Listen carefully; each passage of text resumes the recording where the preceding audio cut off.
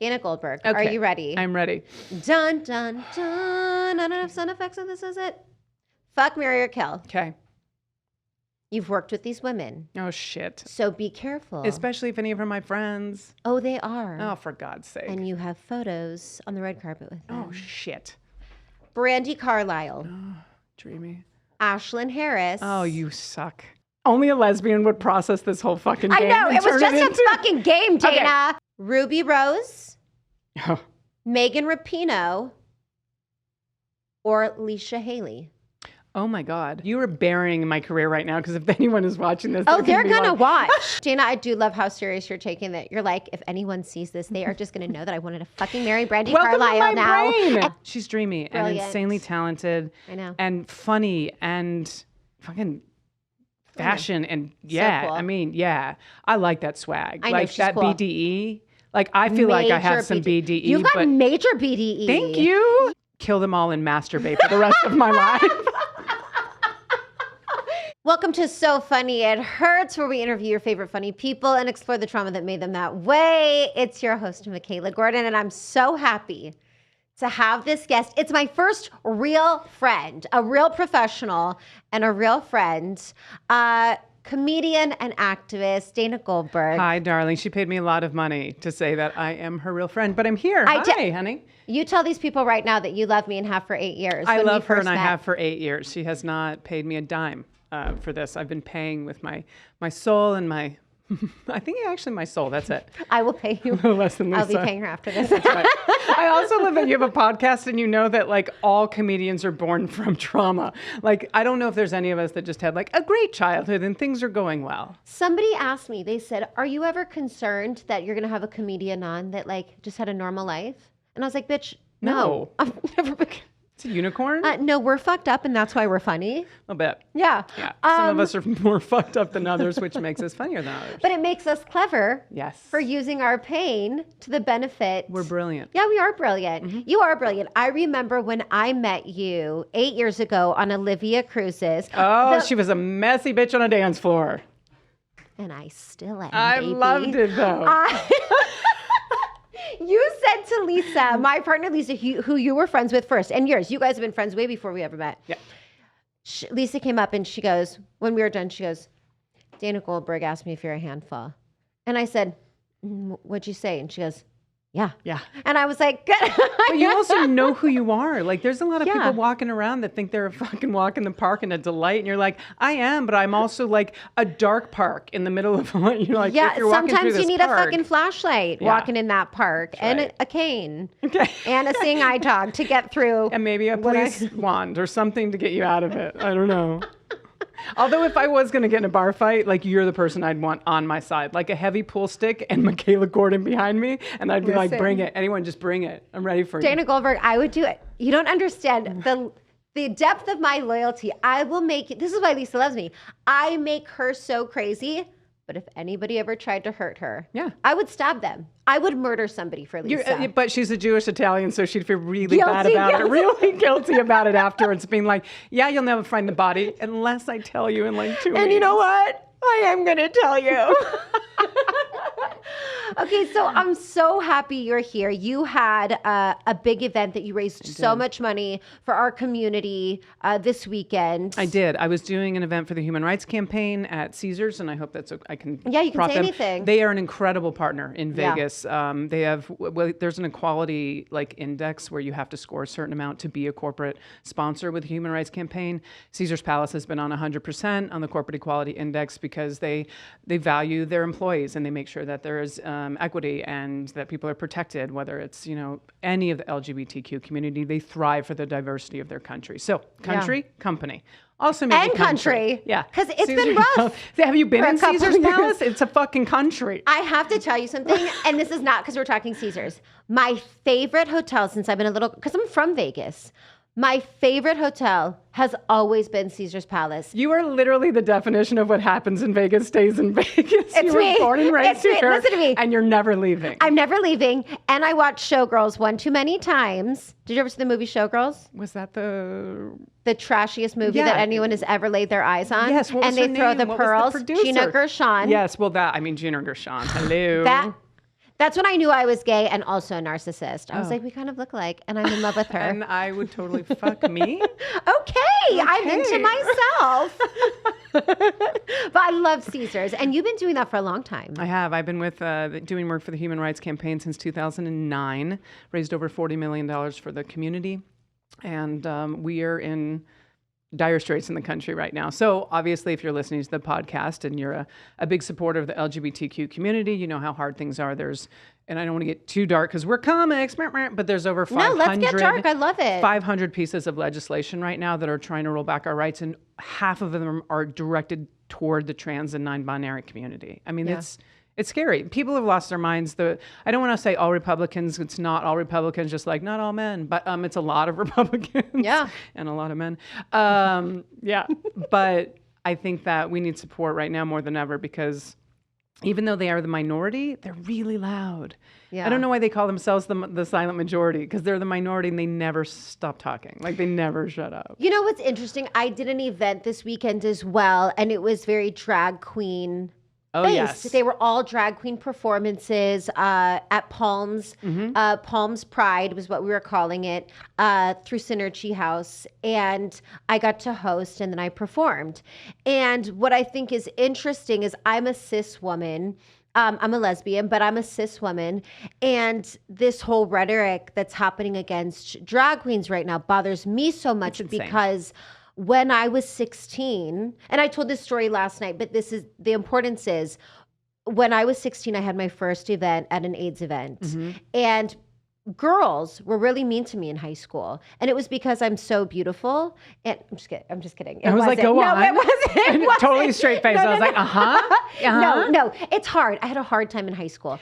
And so girls are mean. They can be catty and jealous. They were mean, these cis women. And when I did this event, I remember walking backstage and they were all drag queens. And I had never really met drag queens before.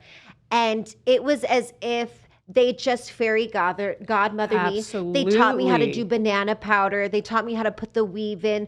And I always say I would not be the woman I am today without drag queens. And neither would the women in 2023. We've got so much drag culture happening for these cis natural women.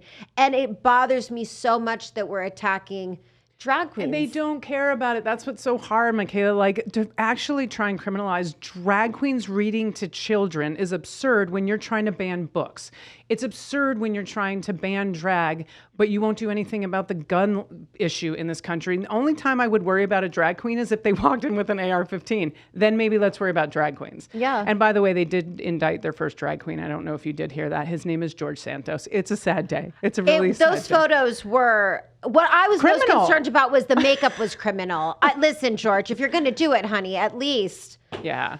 Do the makeup, right? Oh my God. Okay, let's talk about kids because I read that you knew you were funny early on. You're from Albuquerque, and it was actually a teacher of yours. You were 5 years old. My kindergarten teacher. Do you know her name? Do you remember her name? Mrs. Apple, which is hysterical. No. Yes, her name was Mrs. Apple. That's your kindergarten teacher's name? Mrs. Apple. Yeah. Mrs. Apple thought you were the funniest 5-year-old she ever met. She told your mother. Yeah. I don't know who my competition was, but I was killing it. The first graders. The first graders. Them bitches tried to take my set. And what did you do? You know what I did? Paste right in the hair. I'm sorry, you have a peanut allergy? That's all we're allowed to eat. So why don't you go get a snack? Wait, this is sick. Peanut and raisins. That's what they gave us when we were kids. And then they figured out half of us went into anaphylactic shock. And their name is Lisa Pittman. First of all, okay, can I just tell you a story about your friend Lisa? Yeah, of course. When she was in the first grade, her teacher said, do you guys have any nicknames? Oh, she's going to kill me for telling this story and I can't wait. They said, do you have any nicknames? And Lisa raised her hand and she said, Terry. And the teacher said, okay. And that was what she wanted her nickname to be, Terry. So then the next day she raised her hand. The teacher said, yes, Terry. And she forgot that she made that her nickname. And then now, since the day she's told me that story, we all call her Terry only. Yeah. And Terry got gum stuck in her hair. Her mom tried to get it out with peanut butter. Wait, and that's a thing? Her mom is Armenian. Oh, and okay. so it's like Greek it's like Windex. Windex. Yeah, okay. And that's how they knew she was deathly allergic to peanuts because her mom was like trying to get it and she was like lit up like a firecracker. Oh, so no. Terry Pittman has a peanut allergy also. Okay, Do Terry you? Pittman. No, I don't. Okay, you're just not just a lesbian. I'm the cilantro girl. That's the only thing that I have an allergy to. And everyone's like, it's not an allergy. I'm like, it tastes like soap. It's an allergy. That's a real thing. It's It's a gene. Uh-huh. Yeah, there's like 10% of the population. I just heard this a couple months ago. Yeah. It is the Okay. devil's weed. All of you cilantro lovers out there, I'd love for you to just like comment on whatever we're going to release this on and be like, yeah, I hate cilantro too. You're not alone, Dana. Thank you. I feel seen. It's the devil's weed. It is the devil's weed. The devil's lettuce. Okay, so you were a boisterous 5-year-old and you were funny and I you was. were like doing your thing. Mm-hmm. Were you always into doing comedy? Like, did you enjoy making people laugh because it made you feel special? I think I used it, as most of us do, as a coping mechanism. I have the most incredible mother, but I was raised by a single parent Jewish mom in a 3-child household, and 2 out of 3 kids of us are gay. So it was either comedy or a life of therapy. And so I do my therapy on stage. Yeah. And other people pay for it. Look at that. I mean, And it's called I said I'm Funny Jewish. Fest, I figured and out we'll how to talk do it. about that soon. Yeah, I think that just growing up, what was the question? I'm also over 40. What? No, that you knew you were funny even at 5 years old. Mrs. yes. Apple knew, but like many of us, used it as a coping mechanism. I used it for attention. I didn't get a lot of love in my life, but if Yeah. I was funny, I equated that to love, the Right. laughter. So that's why I'm funny. I think I used it to make myself feel comfortable. Like I wasn't the popular kid. Like I was in marching band and I like when I was a freshman in high school, my hair was super short and I looked like Ralph Macchio from The Karate Kid. And I was also on the drum line. So everyone in high school, my sophomore year, just thought I was a boy. Like there was conversations around it. So I think what happened is when I learned to be funny, or if it was just part of me, people liked me. And people like to laugh. And so it was a way to sort of weave myself into these popular groups where I didn't feel part of them. And that could have been self-inflicted, but I was just sort of a nerdy kid. Yeah. Yeah. I know that you talked about your mom being a single mom. Yeah, she's And, incredible. And I love that. You're so close to her and your sister. We were talking about them on the way here when I was your Uber driver. Yeah, and best I would Uber like driver. 5 stars, 5 please. stars. Except I almost did get us killed. But that was just that stoplight. This one tried to look me straight in the face, right in the face, and be like, I'm not taking the freeway. I live on the streets, Dana. I was like, do you though? Dana was like, and my seatbelt's coming on. Thank you. Yeah. Click. Psycho. Yeah. You do talk about sort of doing your thing. And then when you lost your father, that sort of pushed you into comedy. I think it pushed me into a position where there's 2 things that happened. So the death of my dad was also impacted, but I had another death that actually was more of the impetus of me doing the stand-up. So funny kid, I auditioned for my high school talent show when I was 17 and I won. I did a 10-minute stand-up routine. No. Oh my God, Michaela. Give me some of that 10 minutes. Well, I was talking about my boyfriends and why it wasn't working out so well. And I'm like, maybe it wasn't working out so well because I'm wearing a pair of jeans, a button down, and a tie with polar bears on it. I look like Paula Poundstone. So maybe my boyfriends weren't liking my blazer and tie collection. And what day did you know you were gay? I think I knew sometime in high school where I was like, okay, I have this like affinity. Actually, when I look back at like summer camp, I went to music camp when I was a kid. It always starts at summer camp. Oh yeah, I just thought I really wanted to be around my counselors, and now I'm like, I think I wanted to make out with Allison's face. And that's when you knew. Yeah, and so as I started doing comedy, I won the talent show, and then I didn't touch a stage until I was 26. And this is where the story comes in, is that there was a show that used to come through Albuquerque. It was called Funny Lesbians for a Change. It raised higher education scholarships for women in the community. I went to go audition, and I did that because I had met an incredible woman who was a pilot in the military. Wow. And her dream was to fly, and that was the best way to do it. And so she went with me to the audition, but I walked in 5 minutes after the audition closed, and they said, you're going to have to come back next year. So this is also part of the hard part. We stopped seeing each other. She ended up moving to Florida, and we had gotten sort of back in touch. She was on a military exercise in Puerto Rico. Her plane hit a mountain, and the entire crew was killed. So it's one of those moments in life where you have this watershed moment of, what do I want to do with my life? She was following her dreams. She believed in me. And so I went back and I auditioned for the same show after she had gone. And they gave me 7-minute set in front of 650 people in a sold out theater. And I remember going up to the microphone, and you'll appreciate this just because from doing the stand-up that you have, like, I was shaking, like, my hands were like, I didn't want to turn the microphone into like a vibrator because my hands were shaking so bad, like an amplifying vibrator. And so, but I could literally see my heart beating through my shirt. Yeah. And then I hit my first big joke, Michaela, and the fucking theater exploded. And I was like, oh my God, this is what I'm supposed to be doing. I knew I wanted to be a performer. I auditioned for Stomp twice when I was younger, once in San Francisco, once in New York, and I never made that. I made the first cut in San Francisco, but yeah, because you're a drummer. I'm a drummer. Mm-hmm. Yeah. So anyway, that's how I got into stand-up. And then when I got that show, that was in 2003.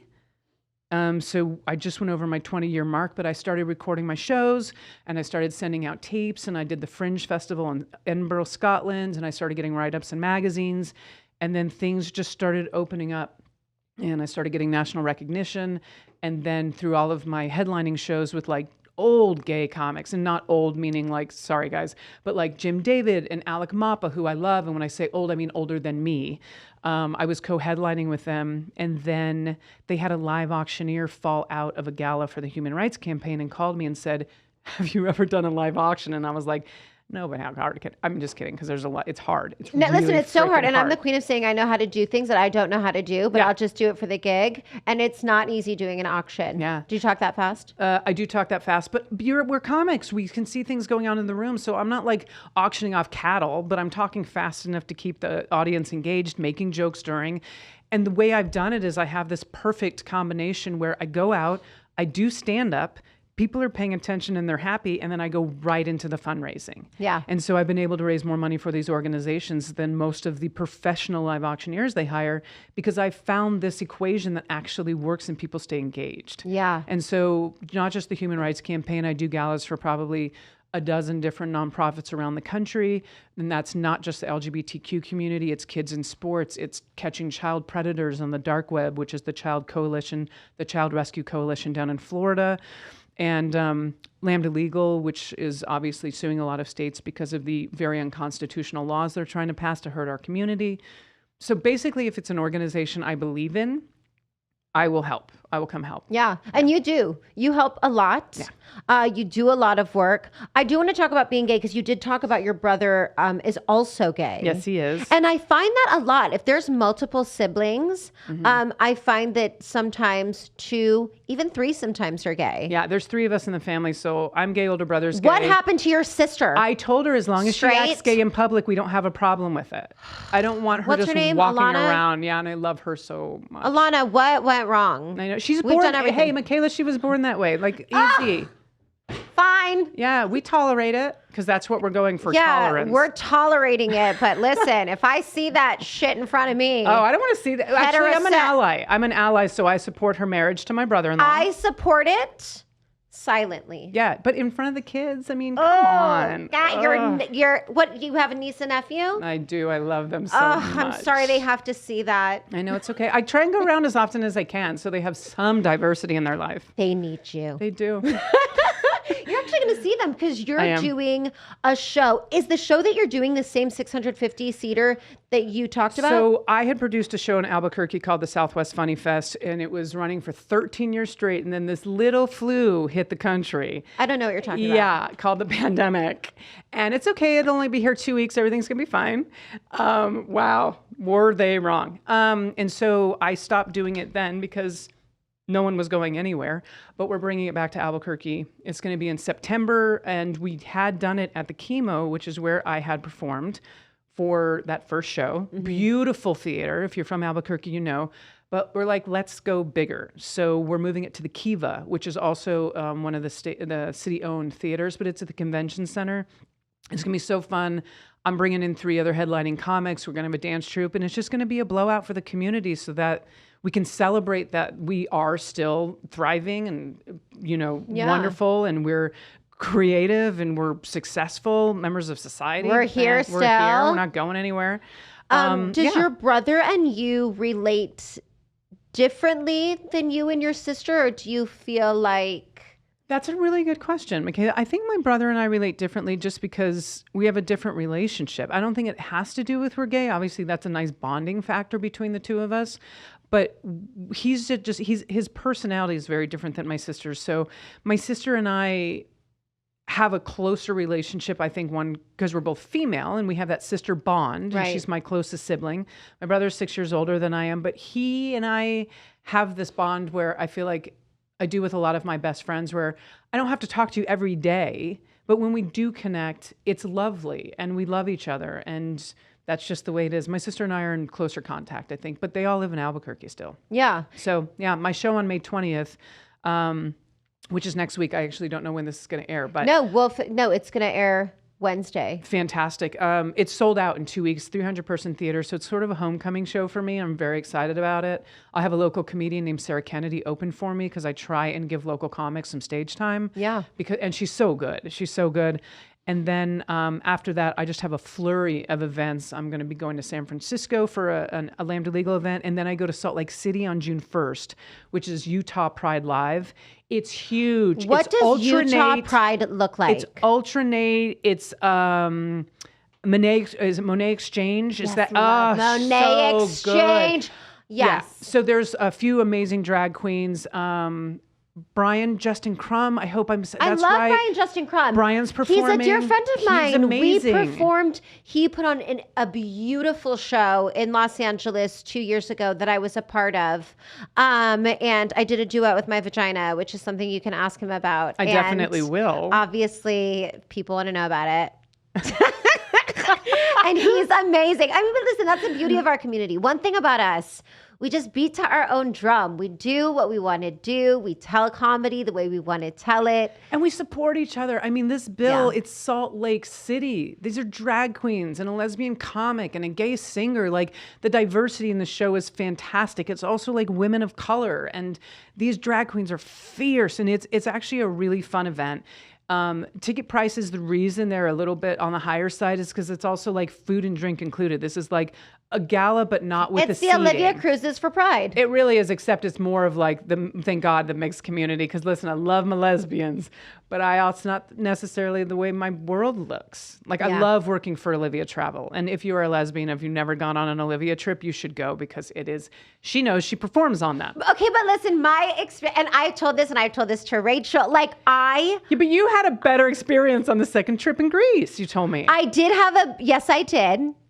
I had an amazing trip, but the first trip, lesbians are hard, Dana. They are. I need you to represent for all lesbians right now. Oh my God, lesbians can be very difficult. Lesbians are difficult, and I love lesbians. Yeah. I am one, but they are not easy to please. I mean, some of them, but not all of them. I will tell you, I've shared this story, I think, with you. I did my show, and I was so nervous because the lesbians were like intensely critiquing my performance. I was new. They'd never met me before. I think they were maybe trying to figure out if I was a drag queen or even like a lesbian. I think there was like they were like, get this drag queen out of here. And I was like, no, I can't even be like, no, that's probably not what it was, because that's probably what it was. I've been mistaken as trans, and it's a compliment to me. I'm like, thank you. I feel seen. But I went out there and I saw this woman dancing, and I was so excited that one lesbian was dancing. God, this story. I mean, strap yourself in, listeners, because this is horrifying. It's horrifying. It's horrifying for Lisa, who did these cruises for so long and was like, how about you have my psycho hot girlfriend on? She's great. And then I saw this woman dancing. I was singing Proud Mary, and I went down, and I was like, I've got one lesbian, and I'm going to make the best of it. Mm-hmm. And I went down on that stage, and I went to give her the mic. And it turns out, you ready for this? Dancer was actually the translator for the woman I gave the mic to, who was deaf. And I was humbled, and I had to roll myself back. And then at the meet and greet, she was so beautiful, and she was like, I wanted to sing, thank you. And I was like, so I then took the mic away from her. I gave her the mic.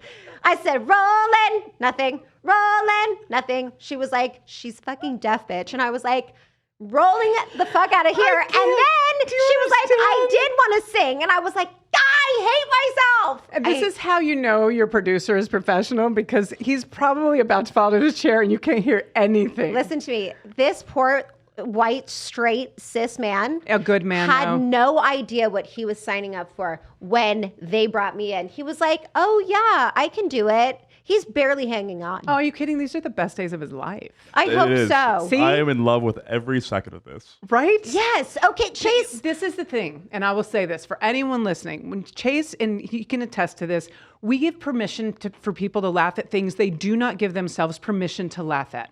So we get to break down that barrier and give. I hate that the right has taken this whole word woke and fucking used it as a weapon against anyone who apparently reads a book, believes in diversity, and that black people shouldn't be getting shot on the streets, and that gay people should be able to marry who they want, and trans people should have, medical attention. Too woke. But if that's woke, I don't mind being woke. However, as comedians, I get to say something that someone else, perhaps outside of our community, would be like, I'm not allowed to say that. And I'm telling you, you're allowed to laugh at that. Yeah. It's not offensive.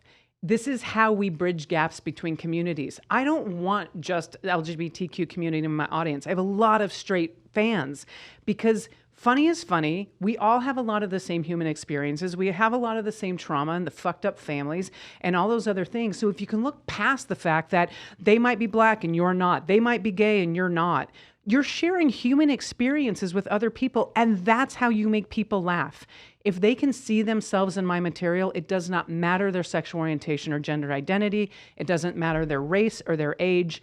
Human is human and funny is funny. That's why all of these comedians that are like, oh, they don't, I'm getting canceled because everyone's too woke. I'm like, maybe you're just not funny. Listen, that part. I feel like people have been using that as an excuse, and it's like, babe, your material just sucks. Yeah. And that's also okay. Maybe stop punching down and people won't look at you like you're a fucking bully. Hello?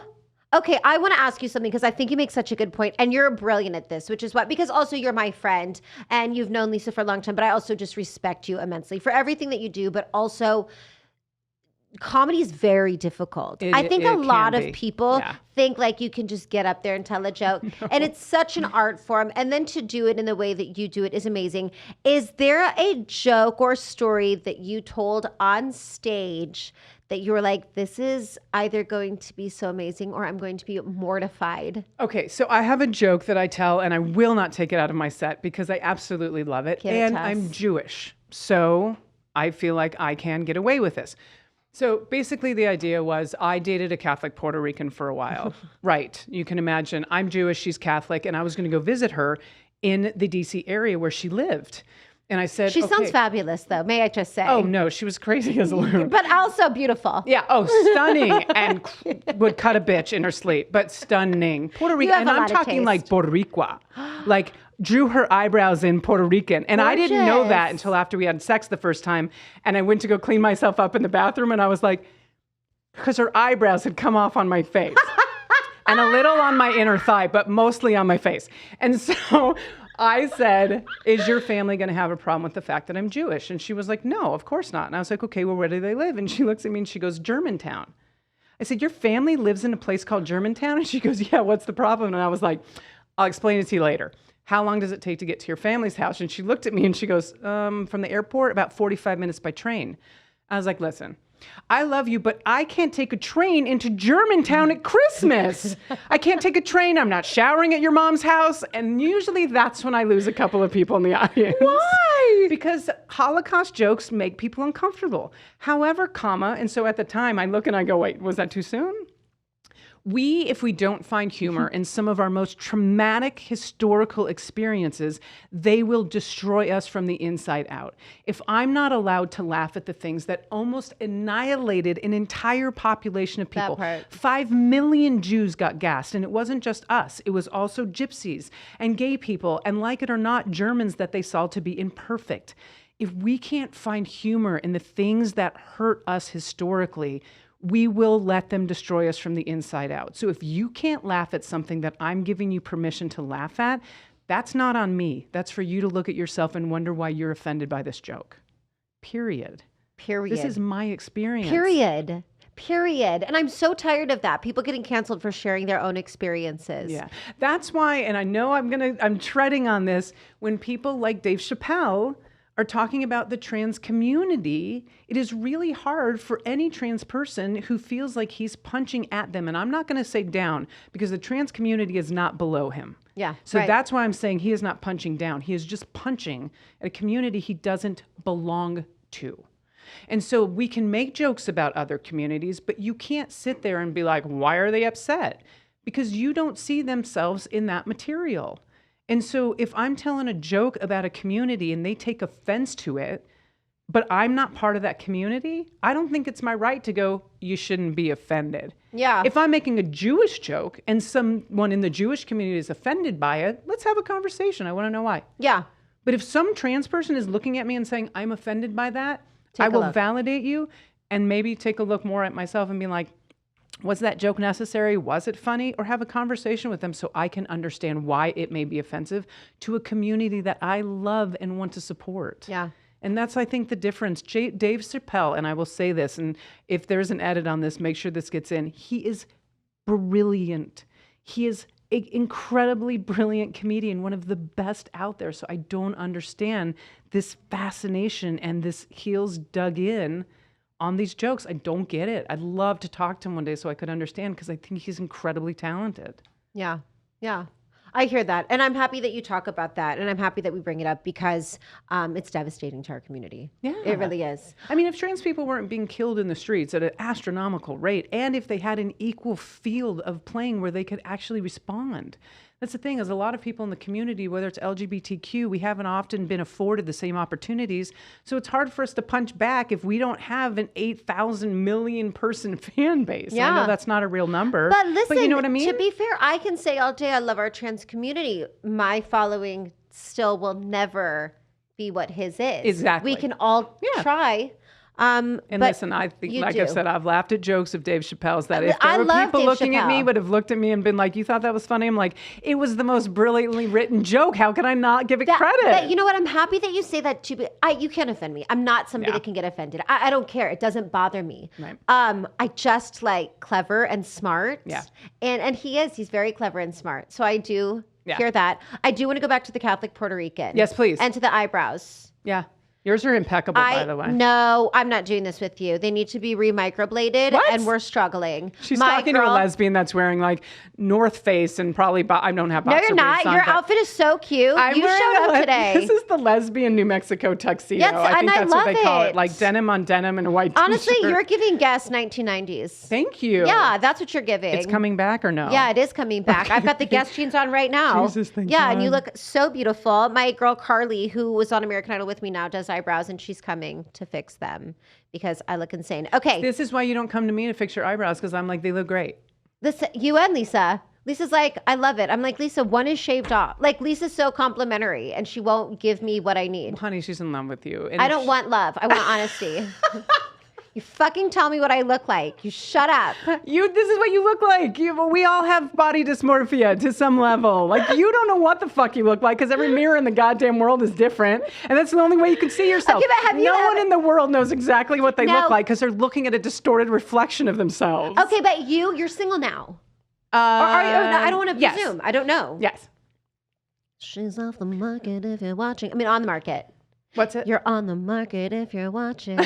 Single. I am happily doing some self-care and taking care of myself. Okay, we love that. Yeah. But did you ever have a partner who was extremely complimentary and you were like, babe, I need some truth telling here, or I'm going to go out there looking crazy? Well, I think you and I are opposite sides. I've had partners that didn't give me compliments for years. And so I was like, maybe she doesn't think I'm very attractive. So you and I have attracted to... Who didn't give you a compliment? I mean, there's some compliments. Name her. Shame her. I have in the past, I'm not saying all of you. If any of you are watching this, some of you are lovely. And they probably are watching, because my show is riveting. I've historically attracted some emotionally unavailable people, and oftentimes those people don't necessarily have words of affirmation as one of their love languages. Yeah.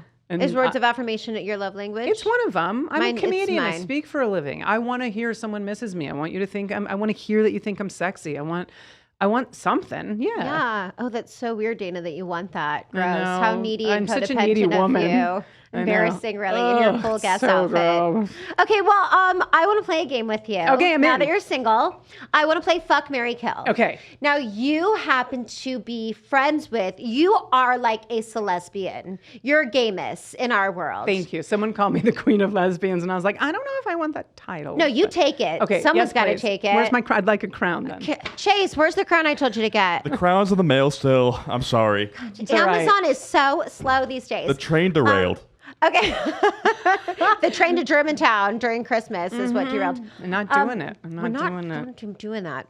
Okay, now you're friends with a lot of celesbians, so I've thrown a few in here. Lovely. Has anyone ever called you Dana Goldberg? Gaina? No. Okay, I would like to use that as your stage name Okay. right now. Dana Goldberg. Dana Goldberg. Are Okay. you ready? I'm ready. Dun, dun, dun. I don't have sound effects on this, is it? Fuck, marry, or kill. Okay. You've worked with these women, Oh shit. so be careful. Especially if any of them are my friends. Oh, they are. Oh, for God's sake. And you have photos on the red carpet with them. Oh shit. Brandy Carlisle, Dreamy. Ashlyn Harris. Oh, you suck. Not Ashlyn, you suck for this question. Yes. Okay. Sarah Paulson. Oh man. Fuck, Mary, kill, baby. Oh God, if anyone is seeing this, Oh, and they're gonna see Ashlyn, it. It's who probably gonna go follows me, viral. Ashlyn and I are friends, which is hard, and I know Ashlyn follows me on social media, and so does her wife, Allie. Allie might not, but we're all friends. So Ashlyn, Allie, then you if you better see this, just answer. know this was set up. Okay, this was set up. And Sarah Paulson, I love you. I love you. It would be a gentle death, like just some like Oh. it would. How lesbian of you. Yes, it would be humanely done. Possibly Euthanized. with, or I would euthanize you with organic drugs and maybe some like an overdose on peyote, and then just You're a lover. put you softly on a bed and be And then like, give you words of You had a good affirmation." run. Yeah. Okay. And words of affirmation. Ashlyn would be my fuck. Hey, okay. Yes. And I would marry Brandy Carlisle because I've had conversations with her, and she would sing to me for the rest of my life and probably write a song about how wonderful I was and how well I took care of her. But I love her wife, Catherine, and I can't compete with that. So just know that You guys this could is just get completely divorced. fictional. Only a lesbian would process this whole fucking I game. know, and it was turn just a into- fucking game, Okay, Dana. Sarah Paulson kill, Ashlyn Harris fuck, and Brandy Carlisle and I are getting married. I love that. Okay, can I just tell you though, Brandy Carlisle, she was the first album I ever listened to where the singer didn't auto-tune it, and I was maybe 18 years old. It was The Story, and I didn't know, she wasn't like super, super famous yet, and I was living by myself, and I was like not out yet, and I was like still a virgin, and I was like just trying to like live my life, and I would sob, and I was like, I feel like Brandy's like me.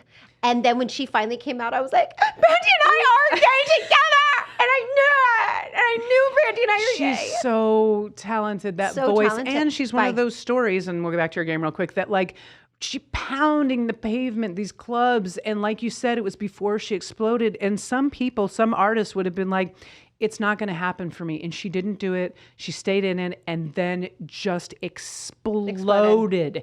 And I'm so glad the world knows her voice instead of just the people that had the wherewithal with the story to know this is a special album. This is a special voice and a special woman. It's been so All of fun these to see lines her across trajectory. my face. It's Tell been me a so story of good. where I've been. I Not know. mine. I got Botox, but Brandy's. And now all the lesbians angry sing that as loud as we can. Yeah. And I'm none of ang- us can hit the high notes. Well, I'm currently singing the joke right except now. maybe you. You could hit the high notes. No, Brandy's in another league. I know. No, you can't. No one can sing like Brandy, and then it's raspy, Oh, it's so and you're good. like, I and the love you. bluegrass. I Okay. know. Okay. Mary kill okay. fuck. Here we go. Okay, love you. Okay, we're all marrying Brandy Carlisle after Yeah, we that. are. Okay, sorry, Catherine, you can come in. Okay. Ruby Rose, Megan Rapinoe, or Leisha Haley. Oh my God. I know some people listening are going to be shocked. I would actually kill Ruby Rose. Okay. I would fuck Leisha Haley and marry Megan Rapinoe. It's beautiful. Yeah, I think that's my there. If you ask me again in an hour, I'd be like, ooh, I changed my mind, but that's definitely it I might for now. ask you at the end of the show. Yeah, okay. Okay. You ready? I'm ready. We've got 2 more. Oh my God, you are burying my career right now because if anyone is watching this, Oh, they're going to watch. Okay. And they're going to come on and we're all going to play Fuck, Marry, and Kill. Yes. Okay. Also, Sue Bird, yeah, I know you can take me, so don't, well, it'll just be a one-off. But Go also, ahead. Dana, I do love how serious you're taking that. You're like, if anyone sees this, they are just going to know that I wanted to fucking marry Brandy Welcome to Carlisle my now. brain. And then, fucking Leisha Haley, like, I do want to fuck her, but like, what's her fuck? Catherine, are you watching? I'm just going to say this out loud, though, You're to a all of lover. you. Pink is my girl. So and she comes into a room, all of you are going to go away. Okay, I didn't know this. Oh, she's definitely like that person where I think it's just because she's so incredibly powerful and obviously an incredible activist. She's so insanely strong and one of the best concerts I've ever seen. I'm going to see her in August. I'm very excited. Pink is a fucking badass. Oh, she's such a badass. Yeah. And apparently someone that you want to marry, but she's not on the list. No, yeah, I would kill someone else and then fuck Mary Pink. Okay. Anyway, Tell go ahead. everybody. Yeah. Okay. Bye. Don't tell her husband that because he would actually cut me. He'd be like, you know what, Dana? He'd have a drink with me. We'd have some whiskey if he Yeah. wasn't. If I don't know if he drinks, but if he did, we would Yeah. have Doesn't he whiskey. do like motorbiking? I want to get a tattoo because of it. What would your tattoo be? Oh, I'm getting one in. We should finish the game. I'm Let's getting finish one the in a game. week. I'm getting my first tattoo in a Okay, week. we're going back to this. Okay. Okay. Round 3. Ready? Kate Moaning, Fletcher, Lena Waithe. Okay, this is hard. I don't know who Fletcher is. Okay, Fletcher is big in the lesbian world. You know what? Fuck it. We'll remove her. I'm going to give you a new one. Okay, give me a new one, Fletcher. I'm sure you're an amazing musician. Amazing. She's an amazing singer. I'm gonna look her up. You'll Okay. love her. I'm sure she's super hot because she's all of these people are. You so have to hot. find people in the same genre to play this game. Yeah, you do. Okay, go ahead. And I did my homework. Yeah. Back to Kate Moaning. Okay. Kay Moaning. Now we're going to go to Lena Waithe. Yep. And then we're going to go to Haley Kiyoko. Oh, that one's hard too. Mm-hmm. Okay, so actually not terribly hard. I'm killing Kate Moaning. Okay. Moaning, Why? Moaning. Is it any personal reasons or you just... I mean, I know she's amazing. It's not I know it sounded really like You were I've got some Kate beef. Moaning's dead. No, she's incredible, but these are my options. So Okay, I'm no, gonna you're kill taking it Kate. seriously. Okay, bye. Well, you were like, do you want to talk about some trauma? You know what though? You know what? It's my fault because actually Kate Moaning was Do you my... have a story? Listen, no, I don't. But when I watched the L Word, like every fucking lesbian, I was like, Kate Moaning, I'm going to find her in West Hollywood and we're probably going to get married. Yeah. And then I never found her. And then I obviously fell in love with Lisa. But Kate Moaning was like my 20-year-old... We are getting married. Okay, I already forgot the third person again. God damn it. Haley Kiyoko. Haley Kiyoko, thank you. So you're giving me 3 options. So kill Kate, fuck Haley, marry Lena. Duh. She's dreamy Brilliant. and insanely talented. I know. And funny and fucking fashion and yeah, cool. I mean, yeah. I like that swag. I know, like she's that cool. BDE. Like I feel like I have Major some BDE. You've got but major BDE. thank you. Yeah. Yeah. Yeah, but big Lena Dana Waithe, energy. That's right. Yeah, Lena Waithe, BDE. Big BDE. Okay, final round. I'm ready. Fuck, marry, or kill. Okay. I won't process this one. I'm going to do it You're fast. not going to because you're going to kill me for this one. Oh my God. Are you in there? Marjorie Taylor Greene. Ivana Trump. Melania Trump. I would actually kill them all and masturbate for the rest of my life. You mean you haven't fantasized about being with Marjorie Taylor Greene? Oh God. I thought it could be a love I'm connection. actually having a little bit of like my Heart mouth's watering, not Oh. because of her. Like I think I'm going to throw up. Yeah, a little bit. Okay. Fuck Marjorie Taylor Greene, and not in a sexual way. Go fuck yourself. Yeah. Okay. Good. Yeah. Good. I knew I'd get No, you. I'm going to get rid of riled all up. of them and just masturbate. I'm good. Okay. Good. Yeah. Good. I love that answer. Yeah. And how can I mean, Ivanka, how can I compete with her father for her attention? You know what I mean? Okay, and takes a sip of our water as we hydrate our bodies. We don't have a water sponsor yet, but Dana said I should get one, so keep drinking. Yeah, we should get, I don't know if Smart Water is the right one, but we should definitely. We need water, okay? Okay, let's go back to this tattoo. So because I know that when you're raised Jewish, you can't get a tattoo. Correct. If you're Orthodox, because for those of you that don't know out there, if you are Jewish and you get a tattoo, they consider it, because your body is your temple. So you're basically desecrating a temple, which is your body. So if you are Orthodox Jew, someone correct me if I'm wrong, you can't get buried in a Jewish cemetery, but I'm also a lesbian, so I don't think in Orthodox Judaism I can anyway. I think the lesbian was okay. I think you it's the pushed tattoo. it with That's the the tattoo. problem. Pussy eating, no problem. Do not put ink on your forearm. I know, that's right. The eyebrow bleeding is okay. Okay, but the tattoo, it's just too much. Yeah. Okay, what's the tattoo going to be? So for those of you that are following, you've realized there's a sweet side to me, and I've never known what I've wanted. Listen, you're I have the no sweetest. tattoos on my bod. My mother calls me Dear Heart. In all my emails and all my letters, she says Dear Heart, and it grounds me. It reminds me who I am. When I feel lost in this world and my mom calls me Dear Heart, I'm like, she knows me. Like, all of us make questionable choices in our life. We're not all walking the righteous path all the time. We try. When my mom calls me Dear Heart, I'm like, that's who I am. So this is a really funny story. About a year ago, I was like, Mom, I want to get a tattoo. Would you mind writing that in your handwriting? And she goes, no, why would you want to put that on your body? Wait until I'm dead or something like that. And I was like, Mom. And then what was weird is a year later, I brought it back up and she was like, I don't remember ever saying that. And I was like, it was a super clear conversation for me. Yeah. So I asked her again, and within 5 minutes, she had written it down, and her penmanship's beautiful, but wrote it down like in cursive, in print, and 3 different pens, just in case I wanted a thicker pen. So I have it, and I'm going to put it on my left forearm, and it'll say Dear Heart, and then I'm going to write underneath it 3 straight lines so it looks like a letter to myself, the beginning of a letter to myself. Oh my God, that's because beautiful. I've never found something where I'm like, I want a tattoo that means deeply something to me. And to be able to look down and see my mom's handwriting, one day she won't be with me, and I hope it's a long time from now, but I'll have her with me. And I'll have that feeling of just grounding myself back into my skin and remembering who I am.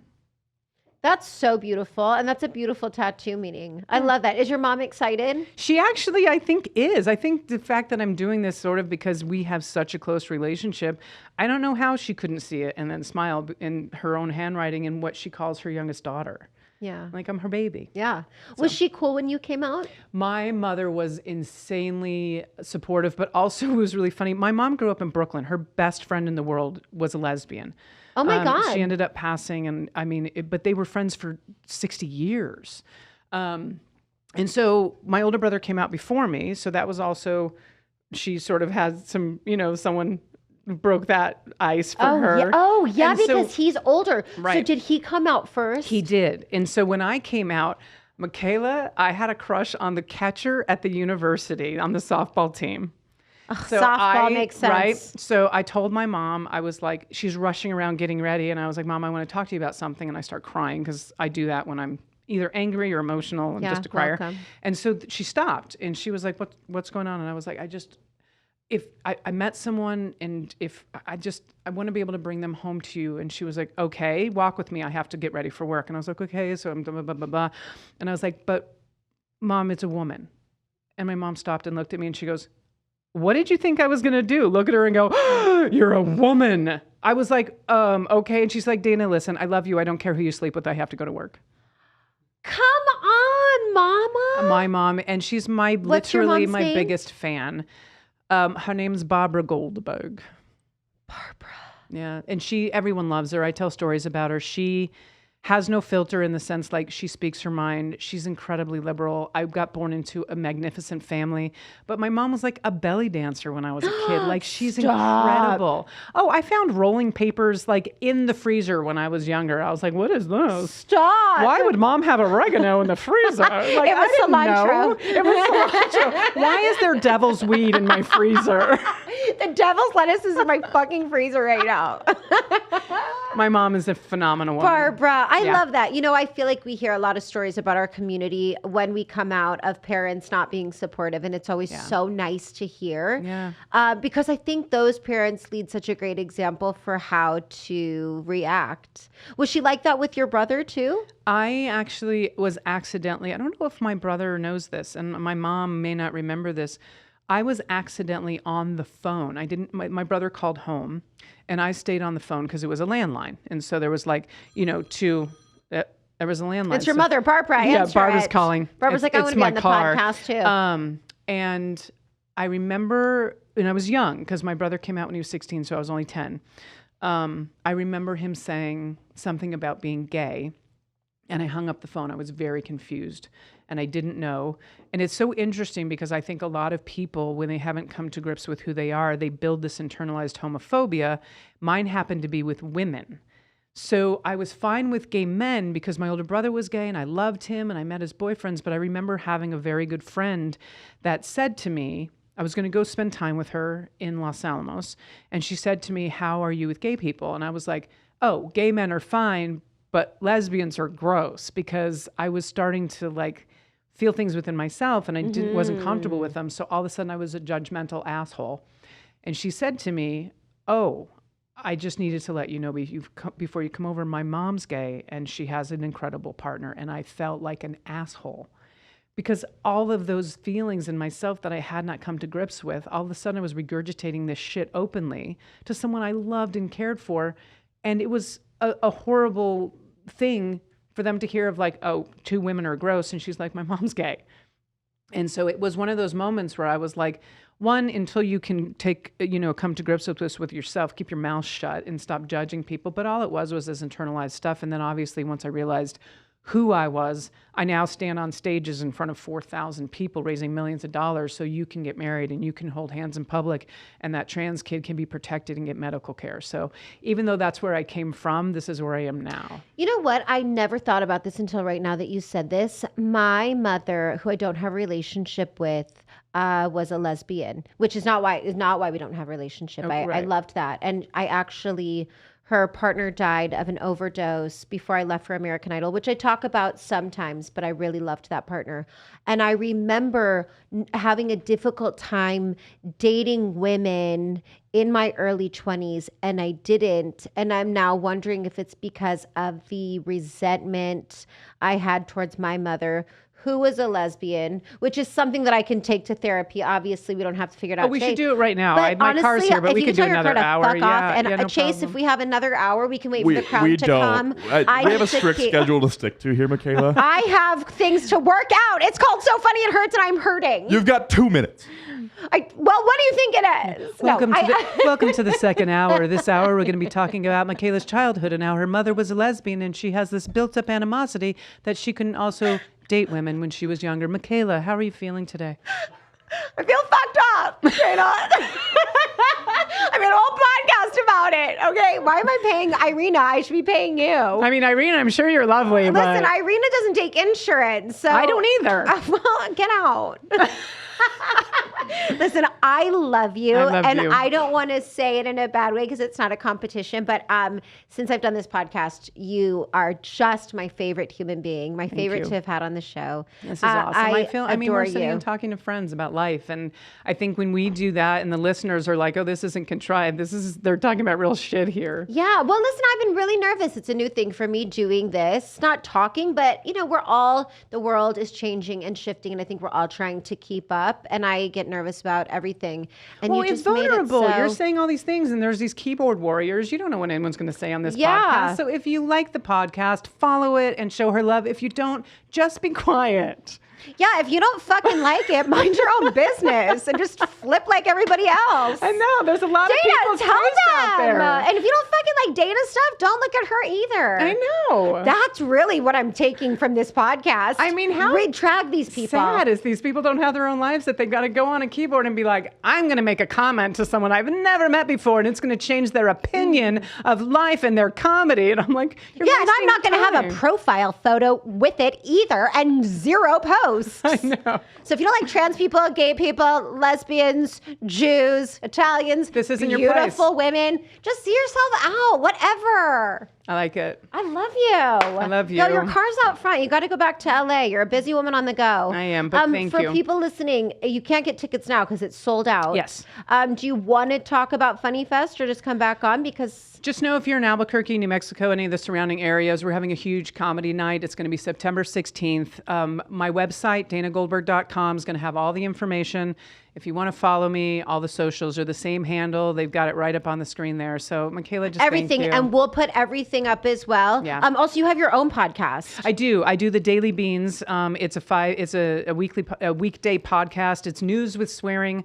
I have an incredible co-host. She actually built the brand and the podcast and brought me on. Her name's Allison Gill. But it's the Daily Beans. So if you're tired of the news and you don't know how to truncate it into digestible bits and you want to say fuck a lot, this is your podcast. This is your podcast. Yeah. I love you, Dana Goldberg. Thank you for joining me. Thank you for all the work that you do for our community. My pleasure. And I'll see you soon. Love you. Love you. Bye. Bye. Don't leave a comment if it's on eyes. So Funny It Hurts is brought to you by Pacific West Injury Law. Got into an accident? Contact Pacific West Injury Law. Also, there's nothing better for your mental health than a great workout. And our episode is brought to you by Fit Club, the only place to be. It's so funny, it hurts.